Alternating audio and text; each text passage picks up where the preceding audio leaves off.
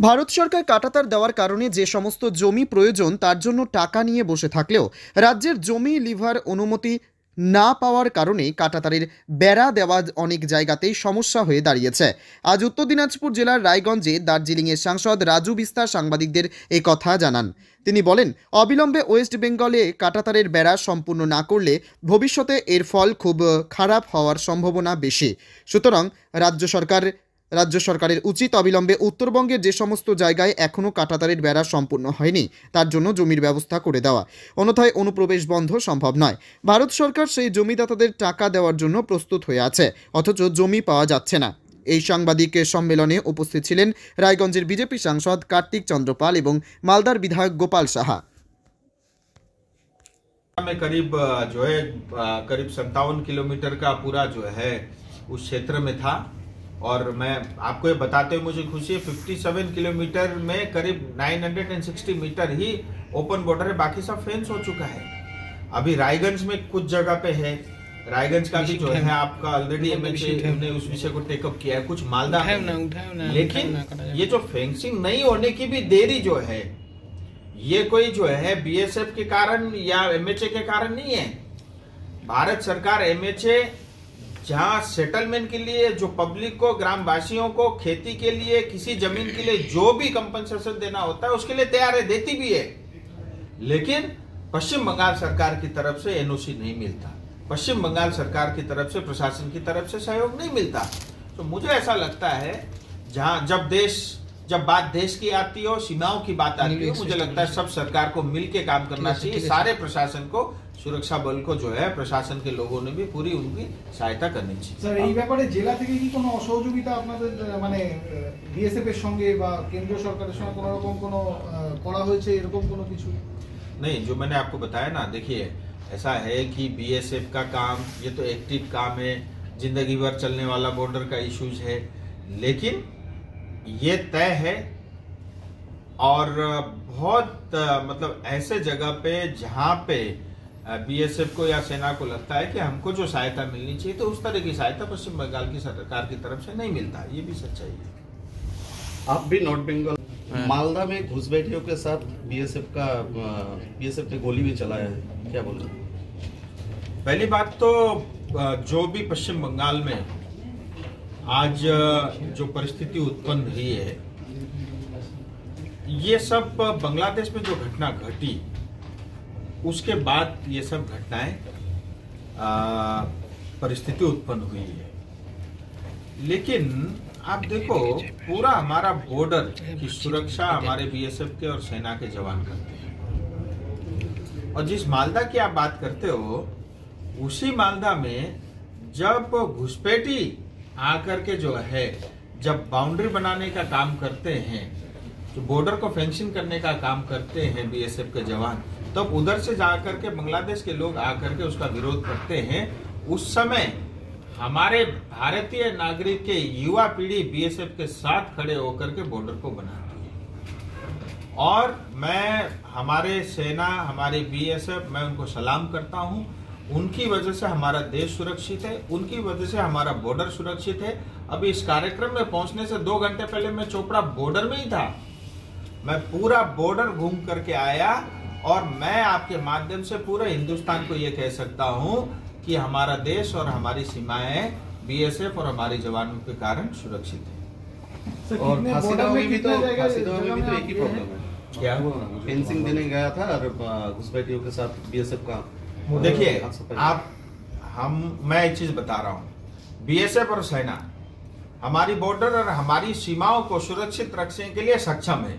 न मुझे उनको सुझाव देने की आवश्यकता है, न मुझे उनको कोई ज्ञान देने की आवश्यकता है, और वो हमारा काम भी नहीं है। और जिस वातावरण में, जिस कठोर परिस्थिति में रह करके काम कर रहे हैं, हमें उनके ऊपर गर्व होना चाहिए, और हर भारतीय नागरिक ये करता भी है। लेकिन पश्चिम बंगाल में आकर के समस्या यहाँ इसलिए उत्पन्न होती है कि टीएमसी और ममता बनर्जी जैसे इनको लगा कि बांग्लादेश में कुछ जो है हलचल हो गई, तो इन्होंने मन बना के बैठा था अब तो पश्चिम बंगाल की पूरी डेमोग्राफी चेंज कराएंगे, और पश्चिम बंगाल के अंदर में जो है भारतीय जनता पार्टी की सरकार कभी बनने नहीं देंगे। लेकिन जिस तरह से बीएसएफ ने और सेनाओं ने बॉर्डर की सुरक्षा बढ़ाई, अपनी तैनाती बढ़ाई, उसके बाद आकर के आज ममता दीदी बयान दे रही है कि घुसपैठ हो रही है। कल तक तो बोलती नहीं थी। हम जिंदगी भर कह रहे हैं कि बांग्लादेश से जो है पश्चिम बंगाल में घुसपैठ होती है। स्वयं 2012 में वो खुद बोलती थी, लेकिन पिछले दिनों चुप थी। अब बोल रही है घुसपैठ हो रही है। तो मेरा तो एक ही बात है, मान लीजिए बॉर्डर में पूरे हिंदुस्तान के साथ 4500 से ज्यादा किलोमीटर का बॉर्डर हम बांग्लादेश से शेयर करते हैं। सिर्फ पश्चिम बंगाल में 2200 किलोमीटर से ज्यादा का बॉर्डर शेयर करते हैं। मान लीजिए कहीं पे जहां पे फेंसिंग नहीं है, ओपन बॉर्डर है, बीएसएफ से या जवान से चूक हो गई, घुसपैठ हो गया, तो अंदर तो पुलिस आपका है, जिला का प्रशासन आपका है। आप एक तरफ बांग्लादेशी घुसपैठियों का वोटर कार्ड बनाती हो, आधार कार्ड बनाते हो, राशन कार्ड बनाती हो, हमारे आवास योजना का पैसा देते हो और हमारा जो है राशन उनको देती हो, तब आपको लगता है आपके वोट बैंक के लिए ठीक है। मुझे लगता है किसी भी प्रदेश के मुख्यमंत्री को इस तरह के बयान से बचना चाहिए। और आज जो पश्चिम बंगाल में ममता दीदी के नेतृत्व में जो भी पश्चिम बंगाल है, जिस स्थिति में हम थे, हमने बहुत कुछ खोया है और पश्चिम बंगाल अपनी गरिमा को वापस पाना चाहता है। আজকে বর্ডারে কতগুলি করা পরিকাঠামো তৈরি করা হয়, আপনি কি সেখানে সাহায্য করবেন? और दूसरी बात, मैं रायगंज की जनता का आभारी हूं कि आपने दूसरी बार हमारा सांसद चुना, भारतीय जनता पार्टी के ऊपर आपने विश्वास किया और इस बार एक नया नेतृत्व कार्तिक दा के रूप में आपने सदन में भेजा है। और मुझे पहली बार आज आने का सौभाग्य मिला है। जवान है, बहुत तेज तर्रार अपनी बात रखते हैं, बहुत सारे मंत्रियों के साथ मिल करके इन्होंने अपनी समस्याओं से अवगत कराया है और मुझे भी बार बार कहते रहते हैं। सो मैं ऐसा मानता हूं कि जिसके हकदार उत्तर दिनाजपुर की जनता जो हक और जो अधिकार रखते हैं, उनको वो सम्मान और अधिकार दो कार्तिक दा दिलाएंगे। और आपके माध्यम से मैंने आज भी पब्लिकली ये कहा है कि जो कुछ भी विकास से रिलेटेड यहाँ की समस्याएं रहेंगी, उसके समाधान के लिए आपके पास कार्तिक दा है, उसके ऊपर टॉप ऑफ इट जो भी सहायता करनी होगी मैं अवश्य करूंगा। और आप सब ने मोदी जी के नेतृत्व के ऊपर और भारतीय जनता पार्टी के ऊपर विश्वास रखा, मैं इसके लिए भी आभारी हूँ। और नॉर्थ बंगाल को लेकर के भारत सरकार की कई योजनाएं हैं और आने वाले समय में आपको उन सब का भी लाभ मिलेगा। आज जिस तेजी के साथ दार्जिलिंग, सिलीगुड़ी के आसपास में काम हो रहे हैं, उसी गति के साथ अन्य हिस्सों में भी, नॉर्थ बंगाल के और पश्चिम बंगाल के अन्य हिस्सों में भी वो काम होंगे। हमारा रायगंज का एमपी कार्तिक पॉल, उसने अभी एम्स को लेके ममता बनर्जी को भी चिट्ठी दिया है, सीएम को। तो अभी तक कोई एम्स, दूसरा एम्स के लिए कोई चिट्ठी? देखिए, मैं आपको एक चीज बता रहा नहीं गया हूँ, है। नॉर्थ बंगाल में एम्स बनेगा ये तय है और इसकी घोषणा बहुत जल्द होगी, ये भी तय है। और कलकत्ता ने या साउथ पश्चिम बंगाल ने, आप जो भी कह लो, हमेशा से नॉर्थ बंगाल को ठगा है। हम डिप्राइव हुए हैं, हमारे यहाँ पे सड़कें ठीक नहीं है, हमारे यहाँ पीने की पानी की व्यवस्था ठीक नहीं है, हमारे सरकारी स्कूल ठीक नहीं है, हमारे सरकारी अस्पताल ठीक नहीं है। कुल मिला के हमारे ऊपर अन्याय अत्याचार हुआ है। पश्चिम बंगाल सरकार का बहुत बड़ा रेवेन्यू नॉर्थ बंगाल की तरफ से जाता है, लेकिन उसके बावजूद भी जो हमको सुविधाएं मिलनी चाहिए थी, जो हमको जो है डेवलपमेंट विकास के लिए हमको जितना पैसा मिलना चाहिए था वो नहीं मिला। उदाहरण के तौर पे नॉर्थ बंगाल डेवलपमेंट बोर्ड का बजट 800 करोड़ रुपया है, जबकि पश्चिम बंगाल सरकार का साल का बजट 3 लाख करोड़ है।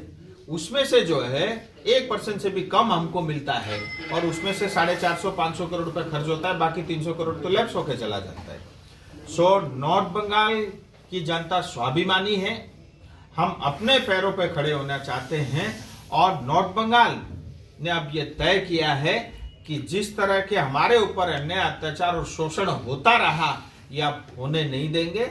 और नॉर्थ बंगाल इस चीज को समझ चुका है, इसलिए नॉर्थ बंगाल में भारतीय जनता पार्टी है और मुझे लगता है पश्चिम बंगाल का बाकी लोग भी जल्दी से जल्द इस बात को समझेंगे। तो ये एम्स कहाँ पर होना चाहिए? देखिए, मैं अभी उस विषय पे नहीं जाना चाहूंगा कि एम्स कहाँ होना चाहिए, नहीं होना चाहिए। कार्तिक भाई भी मेरा दोस्त है, मेरे लिए पूरा नॉर्थ बंगाल मेरा परिवार है।